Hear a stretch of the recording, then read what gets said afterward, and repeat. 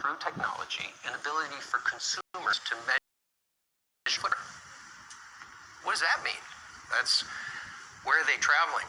How are they traveling? What are they eating? What are they consuming?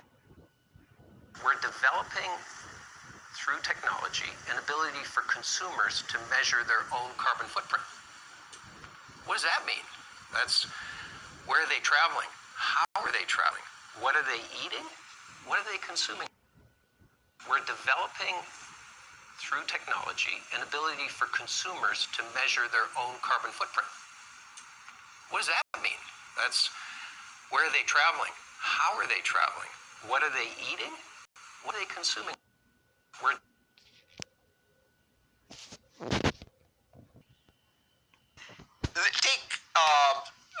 Take something like cybersecurity.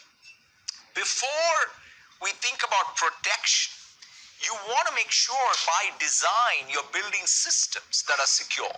So this is a place where some of the best design work, tooling work, testing work needs to be done such that any digital system that's being built is secure by design. So we are investing, same thing with AI ethics, right? So for example, what does debugging a biased AI model look like? What are the tools available to a software engineer so that they can make sure that bias doesn't get introduced?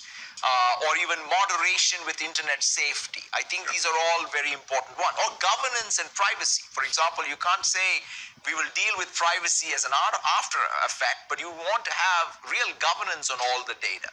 So to me, that's, I think, at the core. So what happened, for example, in the Ukrainian case was, we were able to, because of our cyber capability, because of the trillions of signals we see, long before, quite frankly, the attack started, the Russian activity on critical Ukrainian infrastructure, and we were able to work then with the Ukrainian government to really evacuate them effectively into our cloud and protect them. And we published last month a very detailed report, because our stance is that we will always be there for any partner of ours in their defense. And so we're going to use both our security products as well as our security signal.